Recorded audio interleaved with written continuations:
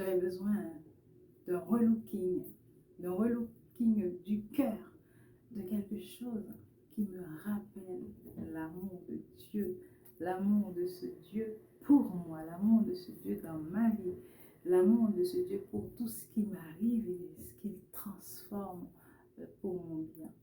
Alors oui, je me suis donc plongée dans ce que j'avais écrit la semaine d'avant en lisant le Cantique des Cantiques. Ça m'a fait du bien de repenser à l'amour que Jésus me porte en regardant le dialogue entre l'amoureuse et le jeune homme. Mes amis, il y a beaucoup de choses qui se passent autour de nous. Parfois, c'est des choses que nous aimons, que nous attendons et qui nous font du bien. D'autres fois, c'est des choses que nous n'aimons pas, que nous n'attendons pas et qui n'a pas l'air de nous faire du bien, au contraire, qui nous fait pleurer, qui nous rend tristes, etc. Parfois, c'est juste des petits échecs, des fois, c'est de gros échecs, parfois, c'est des pertes, de vraies pertes, et parfois, ça me parle carrément de mort. Mais ce que je veux garder dans mon cœur, c'est que, bien sûr, les bontés de Dieu ne sont pas épuisées, même qu'elles se renouvellent tous les matins, et surtout que Dieu, il m'aime, il m'aime. Et même si les circonstances veulent dire le contraire, ils ne peuvent pas le prouver. Les circonstances ne peuvent pas prouver que Dieu ne m'aime pas. Il m'est arrivé dans ma vie de penser que Dieu ne m'aime pas et que s'il était là, telle chose ne me serait pas arrivée. Et que finalement, si telle chose m'arrive, c'est qu'il n'y a pas quelqu'un qui est en train de planifier ma vie. Et s'il n'y a pas quelqu'un qui planifie ma vie, c'est à moi de le faire moi-même. Et à ce moment-là, qu'est-ce que j'ai décidé? J'ai décidé de prendre ma vie en main toute seule, de prendre ma vigne en main. Et donc, du coup, je me suis dit, plus la peine de prier. De toute façon, personne ne m'écoute, personne ne peut m'aider. Et donc, je me rappelle ce jour-là où je me suis levée et je ne prie pas. Je ne prie pas pour dire à Dieu merci pour la nuit. Je ne prie pas pour lui remettre la journée. Je me dis, ma journée dépend de moi. Ce que j'en aurai fait, c'est ce qui va se faire. Et pendant des années, plusieurs années, 1 an, 2 ans, 3, 4, 5, 6, 7, et peut-être plus, peut-être 10 d'ailleurs, il faudrait que je reprenne.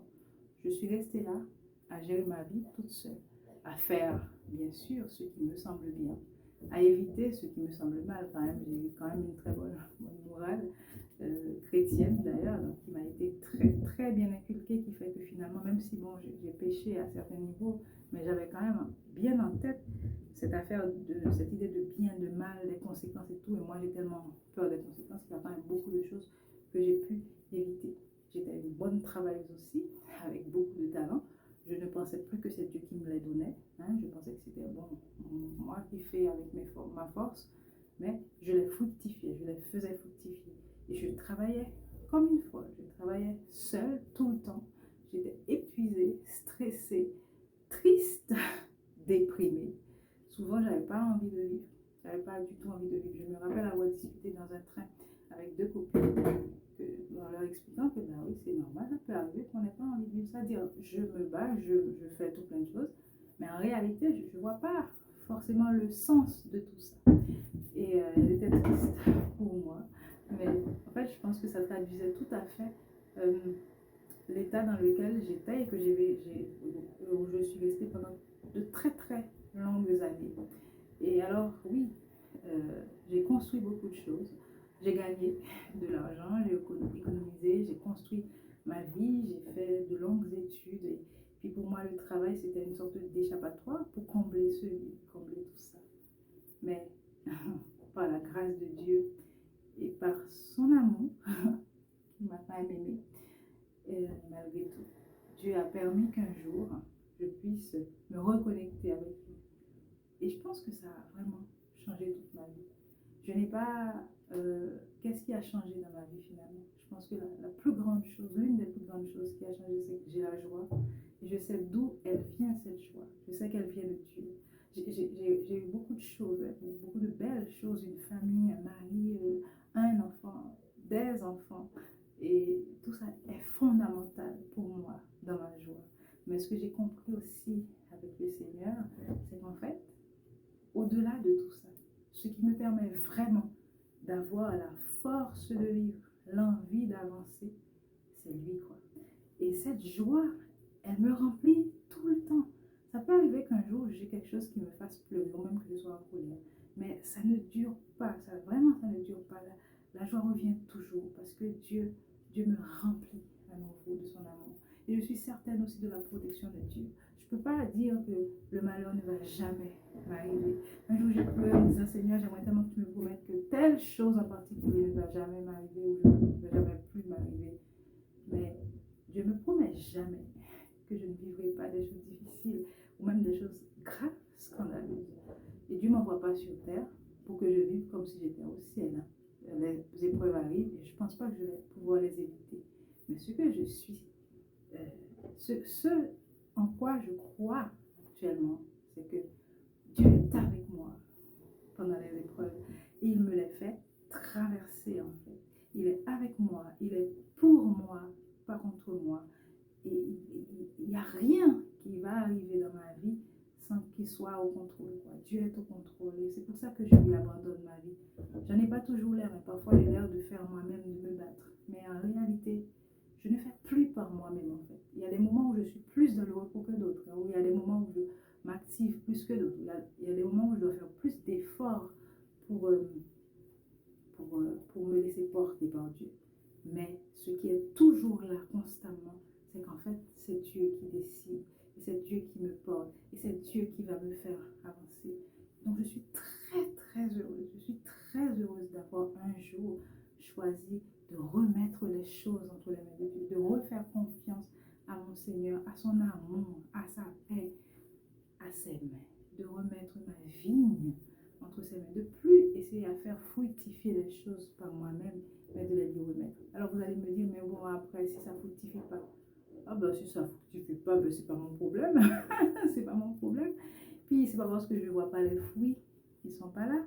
Et puis mon Dieu, il m'aime trop pour me faire du mal. Donc même les choses qui me paraissent mal, ben un jour, je comprendrai pourquoi elles sont comme ça. Donc moi, je me casse pas la tête à me dire, oui, finalement. Alors j'ai une autre question qui me vient parfois. Bah, quel est mon témoignage? En quoi mes échecs peuvent-ils aider quelqu'un à connaître Dieu? Mais quel Dieu je vends alors si quand je prie pour quelque chose, je ne l'ai pas? Si quand je poursuis quelque chose, je ne le trouve pas? Si quand j'essaie d'affronter quelque chose, un défi, je ne réussis pas? En quoi mes échecs peuvent-ils aider quelqu'un à connaître Dieu?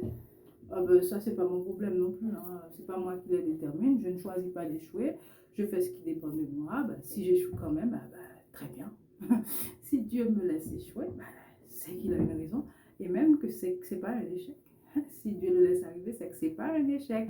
C'est le commencement d'une réussite que je ne connais pas encore, mais qui est là. Et puis, Dieu peut se défendre lui-même, hein, comme a dit Gédéon. C'est pas, je ne vais pas forcer une réussite qui n'est pas là, sous prétexte que si j'échoue, les gens ne vont pas croire en Dieu. Ah ben non, les gens croiront en Dieu quand ils verront aussi comment je gère mon échec. Et puis bon, même s'ils ne croient pas en Dieu par cette voie-là, eh ben Dieu va pouvoir me donner un autre témoignage qui leur permet de croire en lui. Et puis quand même, un échec, ça n'efface pas tous les succès de Dieu dans ma vie. Je ne pense pas que quand les gens me regardent, ils voient que des échecs. Il y a quand même beaucoup de choses qui marchent même très bien.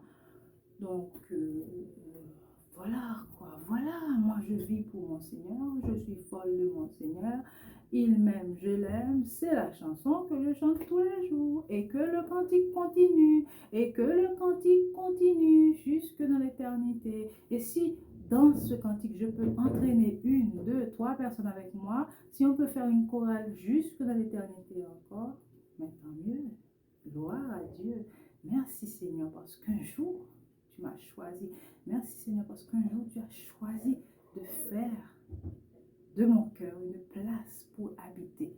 Merci parce qu'un jour, même si j'étais dans le coma spirituel, tu m'as réveillé par un baiser d'amour, pas par un fouet, par un baiser d'amour. Merci Seigneur pour ta grâce, pour ton amour incomparable et pour ton œuvre que tu fais dans ma vie, qui a déjà commencé depuis longtemps, depuis toujours, avant même ma naissance, et qui continue. Tu as un chemin pour moi, tu as un plan pour moi. Aujourd'hui, je vois ce qui est bien et ce qui me paraît mal.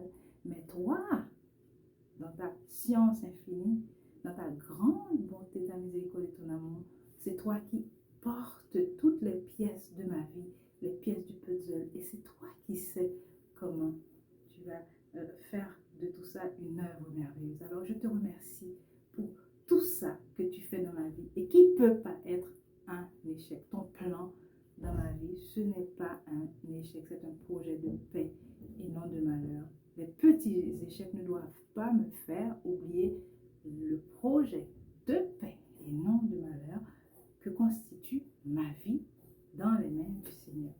Ah oui, je le redis, Seigneur, ma vigne est dans tes mains. Merci, bon Dieu.